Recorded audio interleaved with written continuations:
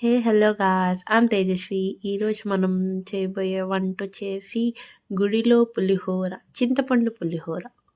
ఈ చింతపండు పులిహోర కోసం ఎంతమంది గుడికెళ్తారో, నేను మాత్రం పులిహోర కోసమే గుడికెళ్తా. సో, దీనికి ఫస్ట్ మనము ఈ పౌడర్ కావాలన్నమాట. ఈ మసాలా కోసం ఒక 2 spoons of coriander, 1 spoon of jeera and then దాంట్లో 2 స్పూన్స్ ఆఫ్ బ్లాక్ పెప్పర్ వేసుకొని దాన్ని అలానే డ్రై రోస్ట్ చేసుకోండి. అలానే కొంచెం రోస్ట్ అయినాక దాంట్లో సెసమీ సీడ్స్ అంటే నువ్వులు యాడ్ చేసుకోండి. ఒక క్వాంటిటీ బట్టి ఒక 2 స్పూన్స్ యాడ్ చేసుకోండి. సో, ఈ రోస్టింగ్ అనేది ఒక మంచి అరోమా వచ్చేంత వరకు రోస్ట్ చేసుకోండి. మీరు లాస్ట్‌లో అంటే లైక్ ఫ్లేమ్ ఆఫ్ చేయకముందు సెసమీ సీడ్స్ వేసుకోండి. ఎందుకంటే ఆ సెసమీ సీడ్స్ వేసుకోవడం వల్ల పట్టమని పైకొచ్చేస్తాయి. అండ్ అది పక్కన పెట్టేసి కొంచెం చల్లార్చుకోండి. అదే ప్యాన్‌లో మీరు ఎండుమిరపకాయలు మీ కారం తగ్గట్టు వేసుకొని దాన్ని కూడా డ్రై రోస్ట్ చేసుకొని దాంట్లో వేసేసుకొని అది చల్లారిపోయాక మిక్సీ కొట్టుకోండి. రైస్ మీకు తగ్గట్టు మీ క్వాంటిటీ తగ్గట్టు తీసుకోండి. సో, నేను ఇక్కడ 4 గ్లాసెస్ ఆఫ్ రైస్‌కి దానికి తగ్గట్టు వాటర్ వేసుకున్నాను. నేను రైస్ కుక్కర్‌లో పెట్టుకుంటున్నాను కాబట్టి అదే రైస్ కుక్కర్‌లో నేను సాల్ట్, టర్మరిక్ అండ్ కొద్దిగా ఆయిల్ వేసుకోండి. సో దాట్ రైస్ అనేది మంచిగా వస్తదనమాట. సో, యాడ్ చేసేసుకున్నాక మీరు ఎప్పుడైనా గానీ ఇలా చేసేసుకున్నాక రైస్ కుక్కర్‌లో పెట్టుకుంటే మాత్రము వెంటనే తీసేసుకొని అంటే అది లైక్ అది పడిపోయినాక దాన్ని తీసేసుకోండి సెపరేట్‌గా. తీసేసుకున్నాక ఇప్పుడు ఆ పొడిని మిక్సీ కొట్టుకొని వేరే దాంట్లో పెట్టుకోండి. ఇప్పుడు మనకి చింతపండు పులిహోర కాబట్టి మనకు ప్యూరీ కావాలి కాబట్టి ఆ చింతపండుని నానబెట్టుకొని దాన్ని పిప్పు చేసుకొని ఆ వాటర్ అనేది ఎక్స్ట్రాక్ట్ చేసుకోండి. ఇలా హ్యాండ్ మెథడ్ చేసుకుంటే ఏంటంటే మీకు గుజ్జు అనేది పైన నిలవకుండా మంచిగా వస్తది. అదే కడాయిలో కొద్దిగా ఆయిల్ వేసుకొని దాంట్లో గ్రౌండ్స్ వేరుశనగ పప్పులు వేసుకొని అలా గ్రౌండ్ నట్స్‌ని కొద్దిగా కాసేపు రోస్ట్ చేసుకోండి.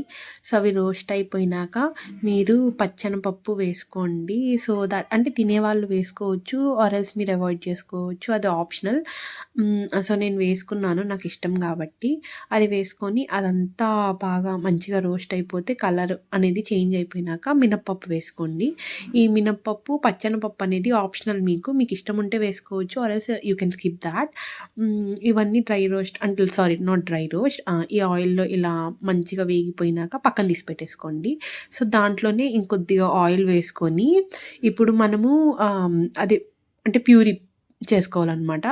దాంట్లో ఆవాలు, జీలకర్ర అండ్ ఎండుమిరపకాయలు వేసుకోవాలా. అంటే అయి వేగిపోయినాక ఎండు ఎండుమిరపకాయలు వేసేసుకున్నాక ఏగిపోయినాక మనం పచ్చిమిరపకాయలు ఎత్తి వేసుకోవాలనమాట. ఏంటి పచ్చిమిరపకాయలు చూపించి ఎండుమిరపకాయలేసిందనుకుంటున్నారేమో. Sorry for thought. ఇలా అంటే ఎండుమిరపకాయలు ఏగిపోయినాక పచ్చిమిరపకాయలు వేసుకోండి. కారం తగ్గట్టు వేసుకోండి. దాని తర్వాత కరివేపాకు వేసుకొని బాగా చిటపటన్నాక మనం ఏదైతే ప్యూరీ ఎక్స్ట్రాక్ట్ చేసుకోనుంటామో ఆ ప్యూరీ అనేది దాంట్లో పోసుకోవాలా. దానికి ముందు మనం కొద్దిగా పసుపు, ఇంగువ ఏసుకొని వేయించుకోండి. అయి కొద్దిగా వేగిపోయినాక నేను రాక్ సాల్ట్ వేశాను. So, for the better taste. ఈ ప్యూరీ అనేది దాంట్లో వేసుకోండి అంటే లైక్ మీరు ఎక్స్ట్రాక్ట్ చేసుకున్న ప్యూరీ మొత్తము వేసేసుకున్నాక హై ఫ్లేమ్‌లో పెట్టి కలబెట్టుకోండనమాట. ఇలా హై ఫ్లేమ్‌లో అది మంచిగా ఉడికేంత వరకు మీరు వదిలేయాల దాన్ని. అసలకి దాని జోలికి కూడా పోబాకండి. అది అలా కంప్లీట్‌గా కీప్ ఇట్ అసైడ్. చూడండి ఇప్పుడు ఇలా తెల్లొచ్చినాక అది ఆయిల్ అనేది రిలీజ్ చేయడం స్టార్ట్ అవుతది. ఈ కన్సిస్టెన్సీలో వచ్చాక దీంట్లో మీరిప్పుడు నేను చేసిన మిస్టేక్ ఏంటంటే ఫుల్‌గా నేను చేసుకున్న పౌడర్ అంతా వేసేసుకున్నాను. బట్ మీరు ఈ పౌడర్ ఈ టైంలో వేసుకోకుండా అన్నంలో కలిపేటప్పుడు వేసుకోండి మీ కారం తగ్గట్టు. సో దట్ పులుపు, కారం అనేది కొంచెం సెపరేట్‌గా ఉంటే మంచిది. ఇప్పుడు ఆల్రెడీ మనం అన్నం చేసుకున్నాం గదా!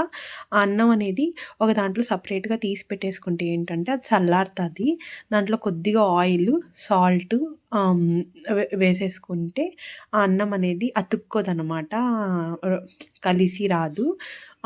ఇలా అయిపోయినాక అది మొత్తం పూర్తిగా చల్లారిపోయినాక ఈ కన్సిస్టెన్సీ ఈ గ్రేవీ గూడా మనకి చల్లారాల. ఈ 2 చల్లారాకే మీరు కలుపుకోండి. ఆర్ ఎల్స్ ఏంటంటే చేదు వస్తది. So, to avoid the bitter taste మనము 2 అన్నం గానీ, ఆ గ్రేవీ గానీ చల్లారాక కలుపుకోవాలనమాట.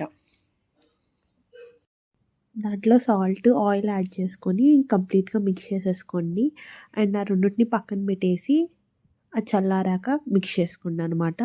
ఇది కొద్దిగా కొద్దిగా వేసుకోండి గ్రేవీ. అంటే మీకెంతైతే కావాలో మీ పులుపు, మీ కారాన్ని బట్టి వేసుకోండి. నేను ఆల్రెడీ ఆ పౌడర్‌ని మిక్స్ చేసేసినా కాబట్టి గ్రేవీలో, సో, నేను ఇక్కడ మళ్ళా యాడ్ చేయనీకి లేదు.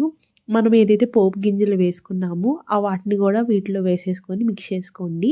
ఇప్పుడు మీరు సాల్ట్‌ననేది అడ్జస్ట్ చేసుకోవచ్చనమాట. ఇన్‌కేస్ మీకు సాల్ట్ తక్కువ అనిపిస్తే వేసుకోండి ఈ టైంలో. ఆర్ ఎల్స్ మీరు ఆ గ్రేవీని ఎప్పుడైతే చేసుకుంటున్నారో, ఆ టైంలో గూడా మీరు సాల్ట్ యాడ్ చేసుకోవచ్చు. బట్ అన్నంలో కలుపుకునేటప్పుడు ఏంటంటే, మనకి ఆ పులుపుకి తగ్గట్టు సాల్ట్ అనేది తెలుస్తది. అప్పుడే మీరు ఆ పౌడర్‌ని గూడా యాడ్ చేసుకోండి. నాలాగా ముందుగా యాడ్ చేసుకోకండి. Bye bye. Enjoy the food.